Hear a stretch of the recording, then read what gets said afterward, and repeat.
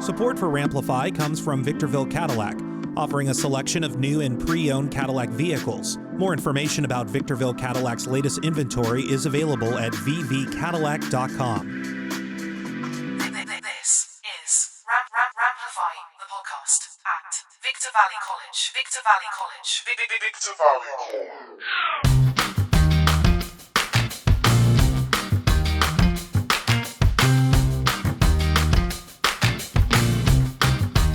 And welcome to another edition of Ramplify, the podcast, brought to you by the Victor Valley College Associated Student Body. Yay. Woo! Do you guys want to cheer? Go ahead. Woo! Yeah. All right. I'm your host, Media Relations Coordinator for VVC, Andrew Caravella. You're probably listening to this via the VVC mobile app or on your favorite podcast streaming platform, iHeartRadio, Spotify, Apple Podcasts, Amazon Music. Do you, Louie, have a streaming platform you like to listen to music and podcasts on? I have three actually. I use that's a lot. That's a little excessive. Beatport, and I use Spotify, and I use those are the two. Okay. Yeah, two. All right. So not too bad. All right. Oh, SoundCloud. Sorry, that's SoundCloud. SoundCloud. That's the third one. Yeah. Okay. Very cool. Louie is a student here, and he's our guest on this episode. Louie, welcome. Welcome to Ramplify. Well, thank you for having me. Yeah, no, you reached out. You're like, I don't know if I'm the ideal candidate, but let me tell you a little bit about my story. We chatted. I think there's enough substance. And I'm like, wow, you could really connect with a good amount of the audience here at the college. I hope so. So. That's cool because it takes some type of bravery to sit here with me of all people and do an interview, a student spotlight. So I commend you on that. We should all clap for Louie. There we go. I would not be lying if I said I wasn't nervous. You're nervous? Yeah, a little bit. It's because I'm famous, right? Yeah, a little bit. Yes. No ego here. None at all. Louie, how do you pronounce your last name? Aguilera. Okay. So the white version, Aguilera, right? Right, Aguilera. Okay. Yes. Any, relation to Christina? No relation, but it's funny because I went half a semester with people thinking that she was my cousin. And you ran with it. You never corrected them. I did, but it was, halfway through the semester. Okay. I would have not said anything because there's perks to that, right? I'm Christina Aguilera's cousin. Buy me ice cream. No, I did. No? We should have collabed on that. We should have. I would have. Stick with me, kid. I'll teach you a thing or two. So here at the college, what's your major? What are you majoring in? History, and then when I transfer, I'll be pursuing a library science degree. Oh wow! Okay, science. That's your thing. Library science. Library science. Books. That's your thing. It is. Yeah, reading and writing and history. Oh man, that's what YouTube is for now, bro. I'm old school. I'm an old man. So how old are you? 46. Oh my gosh. 46. I'm just kidding. Is that Gen X? What year were you born? 79. You are Gen X. So yeah. That's my brother's generation. Yeah. Yeah, you guys are wired a little different. We are. We're built a little different. We are built different. Haley, how old are you? 21. 21. Okay. Tell me something that was normal for you growing up as a Gen Xer. Like what was just a normal part of kid life? Being outside. Haley, how often do you go outside? I love being outside. Do you? Don't you lie. I'm not lying. I love being outside. And what do you do outside? Honestly, just TikTok? sit out there and just watch people. Okay. Oh, you're a people watcher. You're a people watcher. Just nature. Okay. Well, then you're a unicorn then, because most people in your generation death scroll all the time. I get told I should have been born a millennial all the time. Well, I'm the designated millennial here. I don't know about that. She didn't even know. Who was it I asked you this morning and you didn't know? I don't know. I don't remember. I asked her, Louie, like, do you know who Belinda Carlisle is? And she's like, no. I go, the Go-Go's. And she's like, who's that? And I'm like, Vacation, all I ever wanted. You know what's funny? And she was like, what? So then I had to play the song on YouTube. And she still didn't know what it was. And you want to say that you were supposed to be born a millennial? You didn't watch the Rugrats movie? That I use it as a reference. I'm like, Rugrats, Angelica. Like, how do you not know Vacation? Yeah. You know what's funny is I just got a history lesson in the Go-Go's. Oh, yeah? Yeah, I didn't know they're from L.A. I had no idea. Okay. I went to visit family and they were playing the Go-Go's. I was like, I know this song, and they're like the whole history. And I love it as a Californian native when there's like a big time like music act and they are from Southern California, like Gwen Stefani and No Doubt, they're from Anaheim. yeah, it's pretty cool. Fergie, she's from like the San Gabriel Valley, like Hacienda Heights area. Yeah, Fergalicious. Do you know who Fergie is? Yes, I know. Good. She knows. All right. So You're cultured, very cultured. Well, I don't know if she's cultured. To an extent. If you guys have never tuned in and you're listening right now, Haley is our Associated Student Body President here at the college. Woo! And student trustee. So she gets to sit with the big boys and girl on the school board, the board of trustees here at the college. And she has a voice, right? You have a voice. So, Louie, if you have anything you want to kind of take advantage of, throw it to Haley and see what kind of influence. We're gonna have to talk. Yeah, we're gonna have to talk after for sure. Yeah, spring. I'll see you in spring. So Louie, let's talk about you. Okay, so we talked about your major, which you're wanting to do. Right. Are you involved in any extracurricular activities or clubs or anything here on campus? And if so, what do you do? I actually am. I am president currently of the GSA, the Gender Sexuality Alliance Club. On Gender campus. Sexuality Alliance. Club, Okay. yeah. Okay. That's the LGBTQ plus club, right? Right. Okay. Right. I may have gone too fast. LGBTQ plus. Okay. Somebody thought I made up a word. Okay. Yeah. Very so cool. That's what I do. Now that I'm ending my my time here at VBC, I get to spend my last 2 semesters focused on making sure that it continues after I leave. Cool. And you guys just got like a center on campus not too long ago too. Was it a year ago? About a year ago now. Yeah. That was exciting. That's good. You guys, I know we're in between semesters at the moment, but do you guys have a lot of like, traffic coming in and out of new students here on campus? Like not so much for the winter, but I could tell you for the fall semester, somebody was always in there. That's good. It was a lot of engagement. A lot of engagement. A lot of ideas, a lot of things that students want and would like to see. So there's a lot of work to be done. What do you find being the president of the club here on campus? Those voices on campus of those students that maybe feel like they don't fit in or they don't belong. What are some of like the conversations that you have, amongst your fellow classmates? It's funny is I am older, but I feel like history has kind of gone back in time. Oh, yeah, we're repeating life? Yeah. Yeah. So I see myself in a lot of these students that can't come out to their parents, or students that just are lost, and I'm like, damn, you tell me your story and I was there.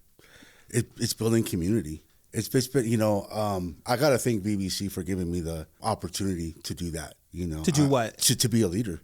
Yeah. To be a leader. I was always a follower, and I was always everybody else is doing it, so let me do it, but now I'm in a position where like, hey, let's not do that and let's do something positive. That's cool. You're kind of like, especially for the younger students here on campus, it's kind of like a big brother type of role. Yeah. Like, hey man, I've been there, done that. Like, let me give you some ideas on how this ends, right? If you make certain decisions. Right.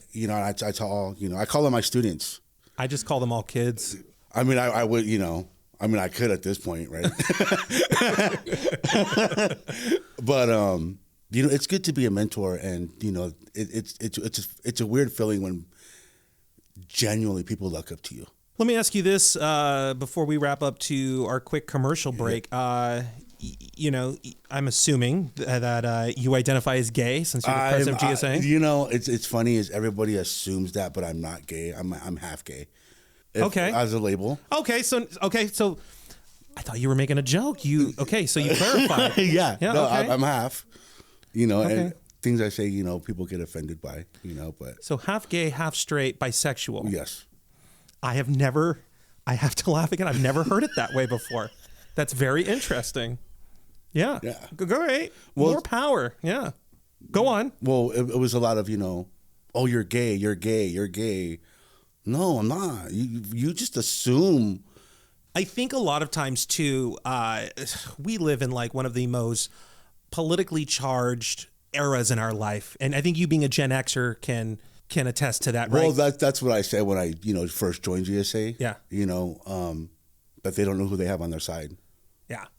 being Gen X, and having gone through the political stuff from the 80s to now. Right. So I've been through a lot politically. But I think like when the older generations are able to kind of just throw that stuff to the side and, come from a sense of like not harmful, in just conversations in general. Like your generation and my generation still drank from the garden hose. Right. It's a good flavor, by the way, Haley, if you've ever done it. Okay. Just make sure the orange, clears before you drink it because you don't want that rust. But like the new generations, oh my gosh, don't do that. There's diseases in the hose and Can I give you my honest opinion? Yeah. Okay, so I have sisters and I have adopted sisters that I was adopted and I have family. Sure. And I think what it is these parents, we were treated so bad that we made it up to the kids, and those kids just are entitled. Because we felt so bad, You mean this generation, the newer generation? Yeah, like because we were treated so rough. There wasn't mental health. There wasn't, none of that was happening in the 80s. So the parents of today who grew up in that are being the softies. They're overcompensating. Interesting. And I think that's what it is. Yeah. Oh, we had it rough, so we're going to treat Bobby, Shout out to Bobby, whoever that is. Like, we're going to baby him from the time he's born to when he's 40. Like, no, look what you're creating. My cousin, who will probably never listen to this podcast, I hope. And if she does, then I'm going to hear it. But she has kids who just turned, I think, 18. I think one's 19. And I saw them growing up, all the time. And she was posting on social media like, oh my gosh, like very sad. Like, it's their senior year of high school, like off to college next year. And I'm like, you realize they're going to be living with you until they're like 30, right? So why are we getting upset? They're not going anywhere. And then she never responded to that one. So I'm sure it didn't sit well. But am I wrong? No. And I can agree because I have a nephew who's 23. And he lives at home with mom and dad. And he plays video games. He's gamer. And, like I have, a PlayStation 5 and I have a Nintendo Switch. But my priorities are not there. Yeah. I'm like, bro, you're 23. You should have a girlfriend at least, or at least a car. But he's like, I have a $5,000 computer. I'm like, I want to break it. Yeah. he's like, I got friends. Yeah, virtually. Yeah. Like, that's what I'm saying. Get outside, kids. Get outside. Yeah. That's interesting. And hey, if you're listening to this podcast and that's your situation, it's okay. Open the door and take a nice giant breath of oxygen. It's free. It's free air. Yeah. I think like I always had to like come home before like the street light came on. Mm-hmm. That was a thing. Yeah. It was a thing. We are here on Ramplify with the one and only Louie Aguilera. Thank you. Yeah, no relation to Christina. We already covered that. We covered that. Yeah. So we have more with Louie. We're going to dive deep into his story as soon as we come back here on the podcast. Keep it locked. It is Ramplify. We'll be right back. Support for Ramplify comes from Victorville Cadillac, offering a selection of new and pre-owned Cadillac vehicles. More information about Victorville Cadillac's latest inventory is available at vvcadillac.com. This is Ramplify, the podcast at Victor Valley College. Victor Valley College. Victor Valley College. And we are back. It is Ramplify, the podcast, brought to you by the Associated Student Body of Victor Valley College. I'm your host, Andrew Caravella, Media Relations Coordinator for VVC. And hey, thank you for listening to us through the VVC mobile app or on your favorite streaming podcast app, Apple Podcasts, Amazon Music, Spotify, or iHeartRadio. Thank you. Thank you so much. We are smack dab in the middle of this very intriguing conversation with Louie Aguilera. It's been fun. It has been fun. It's been fun. You are the president of GSA. I am. And library science is what you're majoring in, right? Yes. Okay, because you like books. I like books. Louie is a Gen Xer. I am. So we gave him some crap on that earlier. So it's okay. It's hard being the best. You can't Over pompous is also your generation. I know this for a fact. I grew up with a brother 11 years older than me, and it's literally verbatim how he talks. So yeah, wow. Okay. So my younger students here in the podcast have identified this as probably a highly offensive episode. So put a what are they called? The parental guidance. Parental guidance. Yes. Yeah. So we've established that Louie is gay. No, only half. Oh, sorry. I did it again. We have established that Louie is half gay and is the president of GSA. Yes. And, here at the college, we are a melting plot. Wow, that's a new one on me. We are a melting pot of diversity. And I believe us being, the biggest college in the region, we have that influence. I think the students that go to this college immediately reflect who our community is. All walks of life, all ethnicities, all ages, even Gen X. And I was really intrigued by your story when you sat down and you spoke to me about it, because there was a lot of conviction and a lot of experience in some of the harder things that you have had to go through in life. And I think there's value in that, because there's so many out there whose voices are silent and they don't get an opportunity to speak their truth. And I commend you for, we talked about leadership briefly in the first segment. I commend you for being a leader and being kind of like that big brother role for the younger students that are still trying to figure out their lives. Right. Let's talk about the hard stuff. Okay. What was it like for you growing up as a teenager? Because you didn't always have it easy, right? No. Tell us a little bit about that. Growing up as a teenager was hard, because I knew I was different. I knew that at home it wasn't going to be accepted. I knew at school it wasn't going to be accepted. So you have to hide and you have to suppress who you are. And, your body changes, at that time in your life. And it was confusing. And this was like the 80s, early 90s. This is I graduated in 98. So it was the late 80s and 90s. I knew very young that I was different. I knew very young. Give us an example of a situation where you chose to just go silent because you were afraid of what the consequences could be in that moment. Can I be honest? Yeah. It was when I was being molested and I kept it quiet, because I think if I would have said something, I think a lot of things would have been different. But I guess the question too is, was it somebody you knew? Yes. Yeah. Yeah. And that adds a lot more complication to the situation. And I think that was the one time that I kept silent, that I should not have, and just being afraid, just being scared kept me silent, just of people's reactions, because at one time in my life it was, I care what people think. Now I just don't care, I just don't. So it took a lot. It took therapy. It took a lot to get mentally prepared to tell people, I don't care what you think.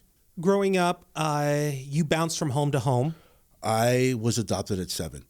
Yeah. I was adopted at 7, and I was relocated to the Valley.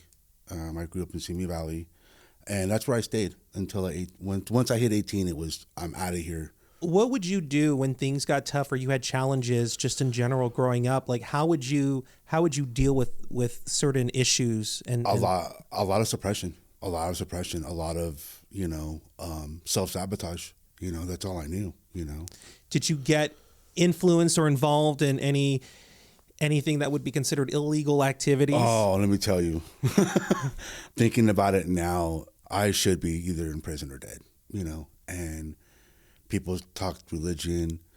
I'm not religious, but I'm spiritual, so I know there's a God because I'm here. Did you have, growing up, any addictions or anything that would help numb your situations in the moment? You know what's funny is I found marijuana when I was very young. And just for a second, for those young people that are listening to this, you live in a completely different generation than we did growing up as millennials and Gen Xers. He says marijuana, But growing up, that was like a super no-no. It was just as bad as cocaine or other drugs. That's how it was looked at in society. It wasn't a normalized, you can go to the corner and buy it at the dispensary type of thing. So just keep that in mind. It was just as serious as some of those more hardcore drugs as far as the way society viewed it. Go ahead. Right. So I started with, marijuana and then alcohol. And as I got older, the harder substances came in. How old were you? What was the youngest you were when you first started drinking? 11. Yeah. By 12, by 10 or 11, I started drinking and smoking cigarettes. And then by 12, 13, I was smoking marijuana. By 16, I was doing, now it's crystal meth. But back then, back then it was, speed, and I did that. I did it for a very short time, but I did so much in a very short amount of time. And that's how you dealt with everything going on in your life? It gave me the self-esteem I never had. Or at least something that made you think. And it did. And then when I turned around and looked, it was like, this destroyed me. Self-sabotage, as you said. Yeah, it destroyed me, and I can honestly say that I just celebrated 5 years sobriety, November 26th. Hey, man, congratulations to that. That's good. So I make sure my classes know that. How did it feel when you got your 5-year token? How did that feel? Actually, I didn't go through AA. You didn't? I woke up one day and said, enough is enough. So, okay. Well, then let me ask you still. You woke up on your 5th birthday, right? Because in sobriety, that's when you're clean, you celebrate that way. Right. So on that 5th year anniversary, that day, how did you feel? You looked yourself in the mirror and what was the self-reflection in that moment? Actually, I had class that day. Okay. So I made sure I was up early and made sure I got donuts for the class and make sure we celebrate. And you told them? Yeah. Oh yeah. Yeah. That's awesome, man. People say, to grief out loud, to celebrate out loud. I'm confident in my sobriety. So I can open and freely tell you, I'm an addict. And with that, I want to ask you, the saying is once an addict, always an addict. Right. So when you get those impulses or those thoughts of what used to be, how do you resolve that within yourself in those moments when stuff is hard for you? You know what? I'm not going to lie. It comes at me all the time. Oh, wow. It comes at me all the time. You could just pick up a pipe or you could just pick up, you could just do this. And I'm like, or I could just make sure that the goals I have set get met. I love that. I just got goosebumps. That's huge, man. Don't get me. I have whether it's gambling, whether it's drugs, whether it's writing in my journal. I know I have an addictive personality. So it's not just drugs; it could come out in other ways too. Yeah. And like I told my counselor, shout out to Miss Evelyn Marquez, who's no longer here, and to Monica Record. Yeah. I know Monica. Hello, yeah. Monica. Hello, Monica. I almost forgot your name there. Sorry. Having them, and making friends on campus, it sets me up to fight the good fight. And when something does happen, I have to tell myself, this sucks, but I got to flip this and use it in a positive way. Because life gives you lemons, make lemonade. Yeah. Hence the outfit, the tracksuit today. It's the lemonade suit. Lemonade suit. If you guys see pictures from this episode, you'll know exactly what we're talking about when you see what Louie's wearing. I was going to get a nice suit for graduation. I think I'm going to wear this. I will be able to spot you out instantly. Absolutely. I'll write it in my speech. Be like, I will like it. Yeah. Yellow tracksuit. Yellow tracksuit. Shout out to the Rams Mafia. Yeah. Hey, you think they could put Rams on this thing? I'm sure we could do anything with that. Yes, absolutely. Let's do it. Put some. You could brand it. Yeah, let's brand it. Yeah. Collab with Adidas. Hey. If there's students out there right now listening to this and kind of relating a little, maybe they have addictive tendencies themselves. Maybe they're in the middle of addiction, and they're trying to get an education at the same time right now. Or maybe somebody wants to get an education and they can't kick their habits, don't know where to start. What advice could you give to those struggling right now in our community? The first thing I have to say is stand up. Because if you don't get up, you're not moving anywhere. You're not going to do anything. You're just going to stay stuck where you're at. So my advice is to get the hell up. Get up and make that stand. You have to have it in yourself. People, God did this for me. And no, God woke me up and made me realize that enough was enough. And for me to get up out of bed, fight the hangover and the come down that I'm going to have for the next 5 days, and work on myself. People, they don't have a choice. There's resources. There's help out there.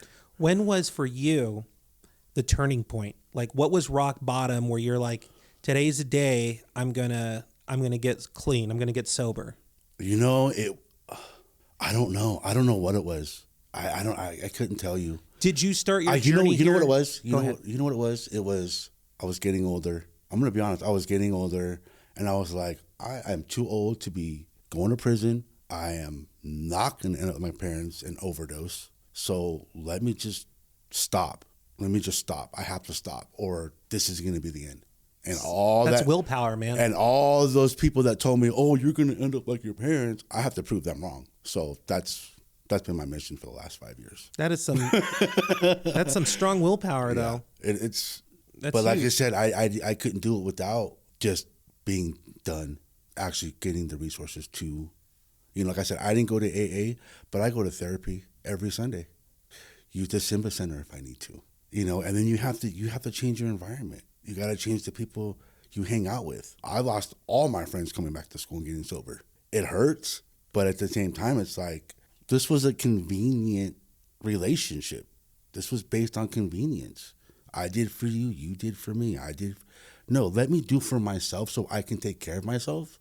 You had mentioned the Simba Center, which if anyone listening that's a student caught that, we actually have a health center here on campus. Haley, did you want to talk a little bit about that? So a couple years ago, ASB made it a goal to get a health center established on campus. So we've worked with administration and diligently to make sure that was provided for our students. It went through an election process where the student body voted on it because there has to be a student fee. And that was passed, and then the Board of Trustees approved it, and we signed a contract with the Simba Center to make sure those services and resources are provided for all students on campus. Thank you. Appreciate it. Yes, and mental health services is a part of that as well, yeah. Yeah, it's funny because that was part of my journey. I know so much about myself and how I know how to self-sabotage, so let's figure out how not to do that. And so I took my mental health very serious. And that's when I decided to come back to school, because I was like, okay, like you said, I'm starting over. I'm at 1 year old now.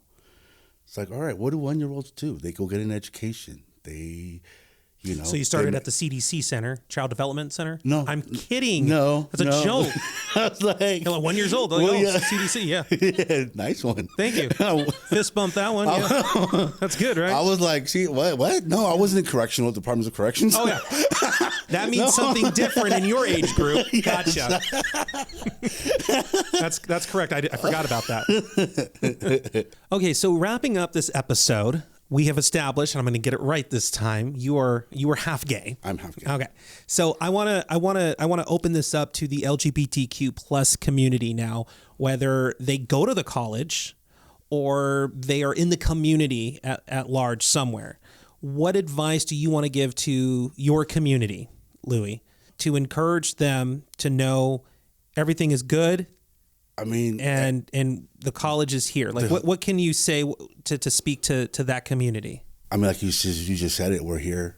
You don't have to be a student to engage in the Pride Center. You have somewhere to go. I know things are rough right now. And I posted on Facebook that today, looking at the world, my heart is sad. But we have to figure out how to do this, how to flip this without more people dying and without so much more hate. So we're here. As a reporter, I'm always like, what is the purpose here, right? Right. And if you're putting out hateful and negative things about, in this case, what we're speaking about, a certain community, what value are you bringing to the conversation? Because it's not people saying, oh yeah, I agree with those negative comments that you're saying. Let me say something. No, I think it's all about it's your approach and your choice of words. Yeah, I think it's the viewpoint. Like, right. Everyone's entitled to their viewpoint, absolutely. But why are you suggesting negative stuff? They're not. See, there's a difference between negative, and then there's a difference between critique, right? Right. And when you go negative and not critique, are you really adding value to society? And I think the answer is no. Right. It's more drama. It's more back and forth. Yeah. You know what I mean? You are a silent soldier, sir. I am. Here's the Gen X thing is killing with kindness. That is a Gen X thing. I miss the days when people had beef and you could just meet up and either talk or have a fight. And then everybody was friends after that. Now there's no friends anymore. There's no friends. And I see I'm a part of different communities. I'm a part of the LGBTQ plus community. I'm part of the rape community, and just the division right now is sad because we were unified because of music, or we're unified because of our sexuality. We should be growing that, not spewing more hate, because that defeats the purpose. Super insightful. To wrap up this interview, any closing words that you would like to send out to the VVC community? I would like to thank the VVC community for everything they've done for me, all the opportunities they've provided for me. Just thank you. That's why I came on here, was to say thank you to my community, to the school, to ASB. I like going to the meetings on Fridays. They're pretty cool. Oh, you go to them? Oh, yeah, I do. That's good. Well, yeah, I'm president. I have to tell my club what's going on. And how do you know that? Because I went to the ASB meeting. Where were you? I work too much. I tell Haley over here, just update me on Monday. Just email me the notes. Yeah, just send them to me. That's how I do it. Hey, I just want to say, Louie, thank you once again for coming on Ramplify. This has been a lot of fun. This was fun. I've had a very fun, open, non-aggressive conversation with somebody from an older generation than mine. It's funny that I'm older than some of my professors. Oh, are you? Yeah. That's funny. Yeah. I'm like, okay, I need to hurry up. And you want to shout out any of them right now? No, I don't want to put any. I might leave a recommendation one day. I don't want to. Good point. Smart man.